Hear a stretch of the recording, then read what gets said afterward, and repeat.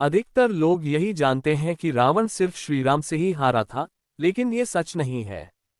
रावण श्रीराम के अलावा शिव जी, राजा बलि, बाली और सहस्त्रबाहु से भी पराजित हो चुका था। यहाँ जानिए इन चारों से रावण कब और कैसे हारा था। बाली से रावण की हार। एक बार रावण बाली से युद्ध करने के लिए पहुंच गया था। बाली उस समय पूजा कर रहा था। रावण बार बार बाली को ललकार रहा था, जिससे बाली की पूजा में बाधा उत्पन्न हो रही थी। जब रावण नहीं माना तो बाली ने उसे अपनी बाजू में दबाकर 4 समुद्रों की परिक्रमा की थी।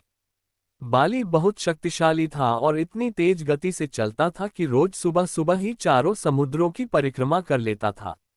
इस प्रकार परिक्रमा करने के बाद सूर्य को अर्घ्य अर्पित करता था। जब तक बाली ने परिक्रमा की और सूर्य को अर्घ्य अर्पित किया तब तक रावण को अपने बाजू में दबाकर ही रखा था। रावण ने बहुत प्रयास किया, लेकिन वह बाली की गिरफ्त से आजाद नहीं हो पाया। पूजा के बाद बाली ने रावण को छोड़ दिया था। सहस्त्रबाहु अर्जुन से रावण की हार। सहस्त्रबाहु अर्जुन के 1000 हाथ थे और इसी वजह से उसका नाम सहस्त्रबाहु पड़ा था।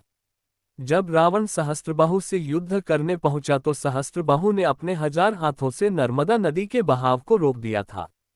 सहस्त्रबाहु ने नर्मदा का पानी इकट्ठा किया और पानी छोड़ दिया, जिससे रावण पूरी सेना के साथ ही नर्मदा में बह गया था। इस पराजय के बाद एक बार फिर रावण सहस्त्रबाहु से युद्ध करने पहुंच गया था। तब सहस्त्रबाहु ने उसे बंदी बनाकर जेल में डाल दिया था। राजा बलि के महल में रावण की हार। दैत्यराज बलि पाताल लोक के राजा थे। एक बार रावण राजा बलि से युद्ध करने के लिए पाताल लोक में उनके महल तक पहुंच गया था। वहां पहुंचकर रावण ने बलि को युद्ध के लिए ललकारा। उस समय बलि के महल में खेल रहे बच्चों ने ही रावण को पकड़कर घोड़ों के साथ अस्तबल में बांध दिया था। इस प्रकार राजा बलि के महल में रावण की हार हुई। शिवजी से रावण की हार। रावण बहुत शक्तिशाली था और उसे अपनी शक्ति पर बहुत ही घमंड भी था। रावण इस घमंड के नशे में शिवजी को हराने के लिए कैलाश पर्वत पर पहुंच गया था। रावण ने शिवजी को युद्ध के लिए ललकारा, लेकिन महादेव तो ध्यान में लीन थे। रावण कैलाश पर्वत को उठाने लगा। तब शिवजी ने पैर के अंगूठे से ही कैलाश का भार बढ़ा दिया। इस भार को रावण उठा नहीं सका और उसका हाथ पर्वत के नीचे दब गया। बहुत प्रयत्न के बाद भी रावण अपना हाथ वहां से नहीं निकाल सका।